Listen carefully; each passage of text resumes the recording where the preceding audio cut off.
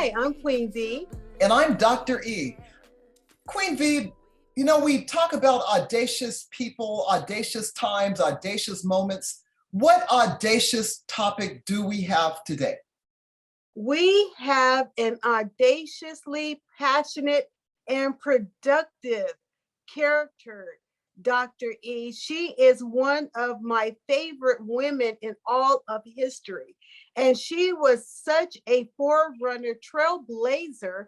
Her name was Aimee Semple McPherson. And she was the founder of the Foursquare Gospel Movement, which is a church, a denomination right now of several thousands of churches globally. So her impact was huge all over the United States, but very specifically in Los Angeles, where she founded the first mega church. She founded it. A single woman by herself was the founder of that church. Let me ask a question. When you say a mega church, define for our audiences what a mega church is. Okay. At that point, I think now they consider mega churches over like 500 people. But at the time that she founded this church in downtown LA, which is still there, by the way, and next door to it, where the parsonage is a museum dedicated to her. They would have so many people wanting to come in and attend service at this church that they would stop traffic. It would take people hours to come in. I think that at that point, and it was Angela's Temple is the name of the church. And they would have thousands of people there. But not only did she do that, Dr. E, but she was the first person of any gender to use social media. She started using the radio for her church. She was the first one that ever did that. So she was pretty amazing. So that was considered social media in its time, right? Absolutely. The radio. Absolutely. Okay. And yeah, and she was known for doing these elaborate sets at her church for her illustrative sermons. Mm-hmm. And they were so impressive that it impressed Hollywood. And because of course she's in downtown LA, the center of Hollywood and entertainment capital of the world. But Charlie Chaplin was one of her set decorators, and she had other famous actors and actresses that would come and be a part of her productions because they were drawn, Dr. E, to her passion, the audacious passion of her call. Okay, so let's roll back a moment. So when I hear the name of this great person, I think in terms of, okay, so who is Evangelist Sister Aimee Semple? Let's talk a little bit about her history and what made her the evangelist that she was during her time. Well, she has such a colorful biography. What I love about her biography, like all of us, she was not a perfect person. She was a flawed person. But the overriding audacious characteristic of her life to me was her passion and devotion to the call. For one thing, at 17 years old, she married Robert McPherson, who was an evangelist and from Ireland. And they were on fire for God. They decided that they wanted to be missionaries. Mm-hmm. So they took a boat over to China to be missionaries, to live there abroad. In the course of this, they both become sick and are hospitalized, but he dies. And what's so bad and sad about it is that she's pregnant. So she actually delivers the baby in China, returns back without her husband. But what's so memorable about that trip, the recorded account, is that all the way back on the ship, she's giving sermons and messages to the people aboard the ship, having service, right? So they are so impressed with her that after every message, they set up a fund for her. So she hardly had any money when she's returning from China. But when she got off the ship, they present her with the offerings that all of these people had collected for Mm. this little on fire evangelist who had lost her husband Mm. and had a little tiny baby in tow. And what is so impressive to me about Aimee Semple McPherson is that once she got back to the United States, she felt the call of God on her life so strongly for evangelism. She would go in her little car from city to city, setting up tents and doing tent evangelism. That's amazing. It's interesting. Something had to drive her because this was during the Great Depression. Am I correct on this? Yes, absolutely. And actually, she founded the church during the Depression, and her ministry was so large that it was recorded and reported that the city of Los Angeles went to her for help. So she actually fed more people during the Depression than the city of Los Angeles, because of course everybody was broke, but her ministry was thriving and large, and she had such a heart to help others that she, back in a time of a whole lot of racial animus, and the Ku Klux Klan was rising and everything else, um, she would not allow any of that. And she racially integrated all of her tent meetings and services. And as a result of that, on one occasion, the Ku Klux Klan members came to her service and were in attendance. But they said after the service, their hoods and robes were found on the ground nearby. They Wow. were so convicted by the power of her life and her message that they just threw off their robes and didn't start any kind of ruckus. That's amazing. It's probably interesting that our audiences know that she was a white lady.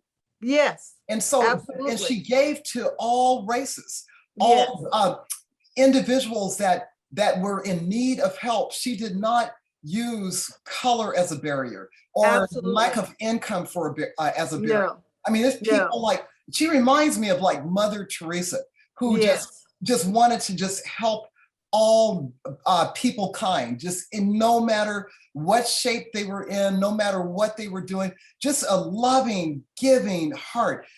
Queen V, I think about this, and if we were to think of someone today, someone that you could think of right now, a loving, giving heart that would give the shirt off their back, no matter what, that's a sacred calling. When a person absolutely. is selfless, like she is. Absolutely. Can you think of Absolutely. someone like that? Well, we in our one of our most recent podcasts, we were talking about Princess Diana, and she had that same heart of loving and giving and doing and not being respective of persons. But there are so many that are of that kind. I think that Lady Gaga, Angelina Jolie, there are a lot of these people that are, I use them because Dr. Aimee Semple McPherson was very dramatic and used cinema and everything else, even though she was a preacher of Mhm. the highest order. But, I see the same kind of drive with Lady Gaga, with Angelina Jolie, that they go, Angelina Jolie, has adopted children from all over the world. She has a daughter from Ethiopia, I think a son that she's adopted from Thailand. Her whole little family is a whole vision of what the world looks like. And I think that in all of our seeking audacious characteristics, one of them just has to be loving humankind, Mhm. loving humankind. And I think that that was the great characteristic of Aimee Semple McPherson. Not only was she passionate and fierce about her devotion to Christ, her attitude was like him. And Christ was just, Jesus Christ is just contagious because he was a lover, of course, of all humankind. And, you know, when it boils down to it, Dr. E, as you know so well, we are all the same skin deep. We all want the same things for our children. We have the same aspirations in life as each other.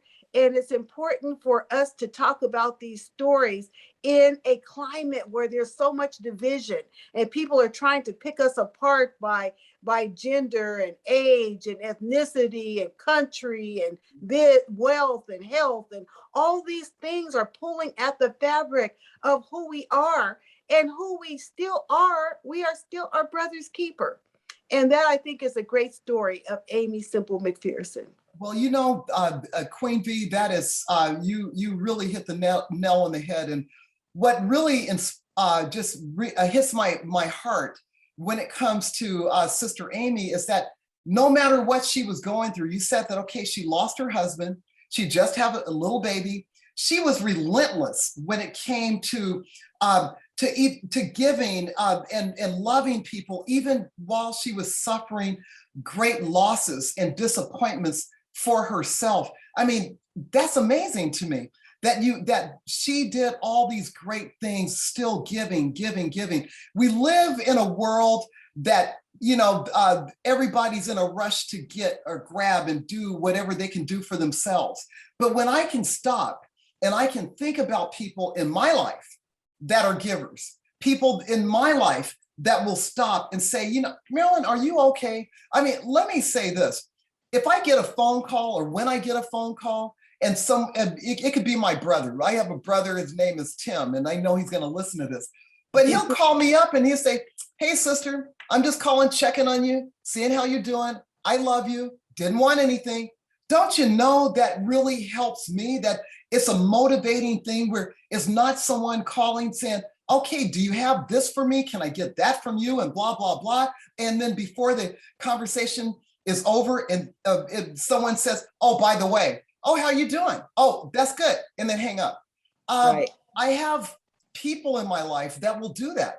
And it's disheartening. It's because sometimes I could be suffering. Sometimes I could be having a day where, you know, just that voice. It's like when you call me up and you say, hey, sissy, I see your smile on the phone and I don't even have to see your face in real life. It's because the way that you say, hey, sissy, and it just makes me smile and it makes me want to, you know, just feel like you care about me. And you'll say, what's going on? How are you doing? Is it a good time to talk right now? It's little things, Sissy Queen V, that can make a difference in someone's life. And even though the average person may not be able to do the things that Sister Aimee did, you know, you may not be the evangelist, you may not be the person that's going out and giving and helping the homeless or doing whatever.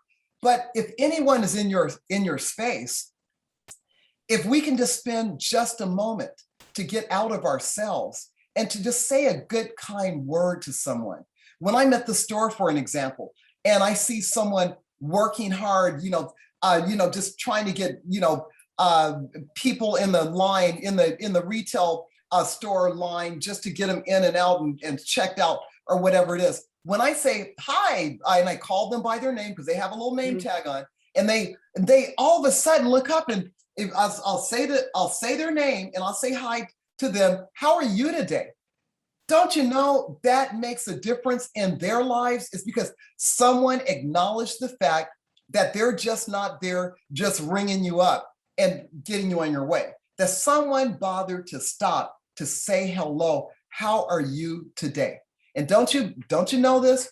There are people that I think I kind of get these people in trouble because they'll stop and tell me how they're doing. And then we're talking for a second and I can see, someone that maybe a manager is like, tapping their watch, like get the people through the line, quit talking or whatever. But my thing is that we need to be sensitive. Like we can't be like Sister Aimee.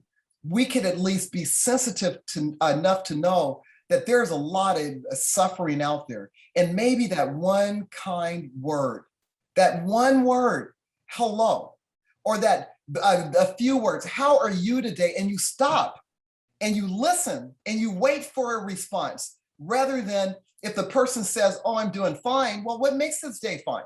Engage that person in a conversation, and I bet you they're going to be surprised that you bothered to stop to see where they're coming from. Absolutely. I think you're absolutely correct. And you know what? Just like you stated, one of the most audacious characteristics that we can have in this hour is kindness. And it doesn't cost us a single cent to be kind and maybe a little patient, maybe offer a little bit more grace. I think that, the nervousness and everything in the atmosphere is almost tangible now. People are afraid. They're unsettled. Jobs are on the line, homes are on the line, where kids are in school or not in school, people are sick, some are vaccinated, some are not. I mean, there's so much out there, but like you said, if we can just be audacious and courageous enough to offer grace, to just be kind, maybe a little patient, not in such a hurry, be able to once again start speaking to our neighbors, start noticing people. Amen. Because right now we have found out in this hour, everybody is essential. That's the truth. Right. There are no non-essential people. All of us are essential. So I just thank you for that. I agree with you wholeheartedly. I think that Aimee Semple McPherson's life is such a legacy on so many levels. And I didn't mention she was Canadian born. So she's one of our Canadian neighbors and sisters. And once she came to the United States, of course, she stayed here. It was a resident, but she was officially born in Canada. Interesting. That's very interesting. Yeah. When I think about Sister Aimee, and I think about the monetary things that she's done, and I think about the psychological things, because imagine when one is in a time of need, going through a depression, and people were really needy during that time, and then someone like Sister Aimee comes along and not only touches the hearts, the minds, and the spirits of people, but somebody that had the audacity to just let a person know that you can achieve, you can do anything you set your mind to.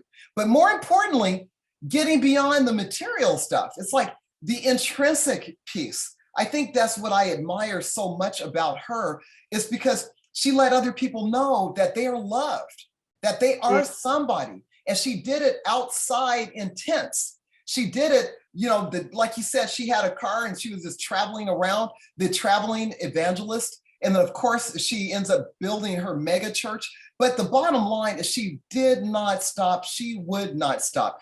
My question to you, Queen V, is that what price would people be willing to pay, or do they have to pay a price to do such audacious kinds of things that Sister Aimee did? And I'm not talking just the physical, I'm talking about what it takes emotionally, mentally, spiritually, these things that are intrinsic. Well, Dr. E, I have to tell you, this is just such an interesting, I feel like it's a personal connection to Aimee Semple McPherson, because of course the Foursquare Gospel denomination that she founded, my late husband, was a pastor of that denomination for 24 years. And as a result of that, they have a special home for pastors there that you can just go on sabbatical. And in December of 2017, we went there and stayed at that house for about a week. It was just lovely. It's a historic home. It was beautiful. It was a nice retreat. But while we were there, we went to her museum. And he literally had to try to pull me away from that museum. I was so riveted to her and her story, not knowing that I believe that God was kind of using that for me as a foreshadowing. I didn't realize it because 3 months later, my husband is gone. Oh. And almost under nearly kind of the same circumstances like her life. It was just weird and I had to step in and take pastor the ministry. And I did that for over 2 years until we went into COVID. But I never ever lost the story of Aimee Semple McPherson, and it almost felt like it was a type of mentoring. Like, you know what? If she did it, you can do it. We can always rise up to and do more than we think that we are capable of doing. And so I think that we have to know that at every rung of the ladder, no matter what we're trying to attain, no matter what our mission is, our purpose, our passion, our career, there are prices to be paid.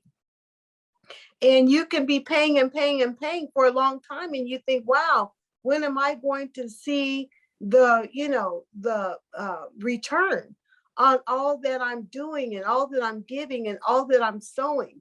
And you know what? I believe that the return is in the doing.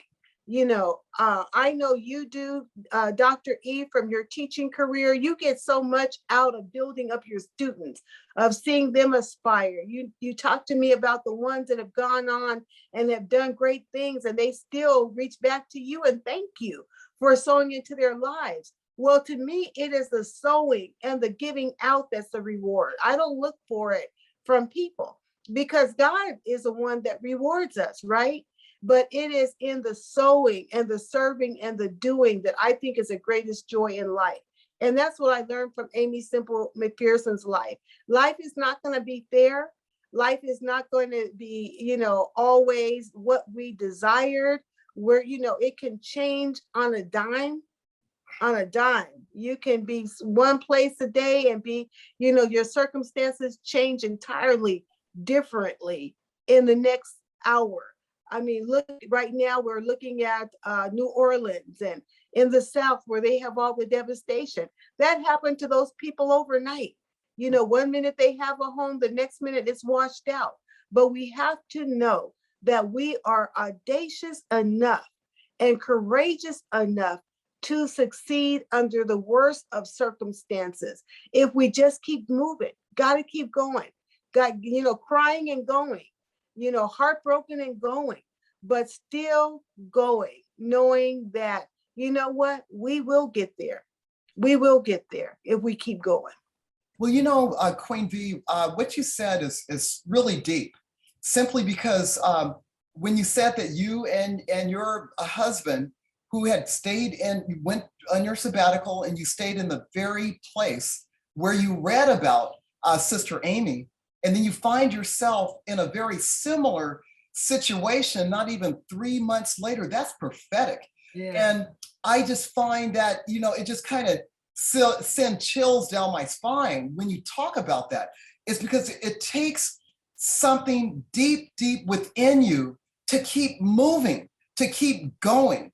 And, when you said that, I thought about what happened to me when I learned my mother had passed away. It was on a Sunday morning at around 5:00 a.m.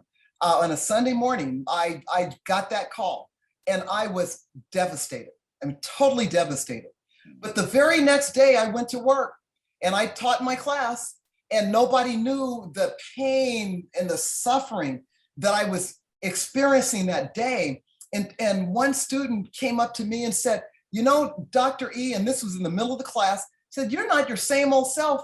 As you're not joking, you're not, really, you're really sticking to the book, and you're not that same person that we're used to. What's wrong? She literally said that to me. And then I announced to the class that day, I said, my mother just died yesterday.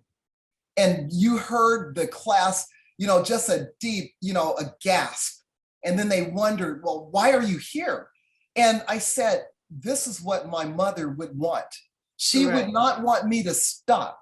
She knew, I knew when I was 5 years old, I wanted to be a teacher. And my mother said, no matter what, you got to believe it. You can do it no matter what. That's part of the price you pay. Yes. Things can't be just rosy all the time. Right. And so the price that I paid was to keep stepping, to keep moving forward, even in the midst of something that I believed at the time. And still, I look back, and that was well over 20 years ago. It was horrific to keep going, but I knew that that's what my mother would have wanted. And it was one of the most difficult times in my career that I could still see where I was standing. I can still see in my mind's eye how the students just, their mouths just fell wide open, and they wondered what gave me the strength to come to class and to teach, even though I wasn't the same animated, Dr. E, and and the students knew that. But I stuck to the script, I stuck to the materials, and they were getting the materials, but not in the same way. The key is that we have to be able to press forward like Sister Aimee. We have to be able to press forward like you did when you lost your husband. We have to keep moving forward. Everybody has a story, but the one thing that we don't want to do is give up. We have to have the audacity to believe that we have something strong to hold on to. That's why it's so important that we don't stop, we don't quit. We sometimes cannot look at our circumstances, because our circumstances can put us in a great depression. We have to keep our eyes on the prize. So with that, Queen V, I had to go there. I had to just share that because you understand what it means to lose a loved one. I understand what it means to lose a loved one when we're going through our journey of succeeding and trying to be successful. But it has to be more than the extrinsic stuff. We have to have the intrinsic, know-how, the skills, the desire, the determination, and the strength to never, ever quit, never give up. Because that's why I said a little earlier, it's important that we not really, listen so much to the external environment. We have to draw from within. So having said that, Queen V, I'd like for you to wrap it up and give the final remarks and pull this all together. Well, I think, there are so many lessons, and it's probably not enough time in the day to go into all the lessons of Aimee Semple McPherson's life. But I think the overwhelming one for me is that she had the audacious characteristics of strong character, conviction, and compassion. She was always compassionate and thinking about and doing for and serving others. And so even like you said, life, a part of life is loss. And none of us like loss. Loss sucks. We hate it, but it is a part of our journey. But what is important is what we do with everything. Are we going to allow our losses to make us better and not bitter? And I believe that is what Aimee Semple McPherson did. She used her losses to make her better and more compassionate and not bitter and withdrawn. That's amazing. I tell you, we could talk all day about this, but I feel extremely blessed that you and I have this platform, that we're able to talk about how people overcome or how they overcame, and then how we can continue to plow forward despite any opposition, despite any roadblocks, any mountains, or anything else. We can still move forward. So with that, Queen V, let's tell our viewing and listening audiences where they can find us in the future. Well, they can find us, fortunately and graciously, we are on YouTube, Spotify, SoundCloud, and Facebook, but they can go to Queen V and DrE.com to hit us up at any of those spots. And we'd love for them to like, share, and subscribe to our YouTube channel. That would be awesome. That would be great. Thank you very much. And I will see everybody the next time we have some wonderful episodes that are forthcoming. Bye-bye. To believe, yeah. We've got audacity to believe. Queen V and Dr. E. We've got audacity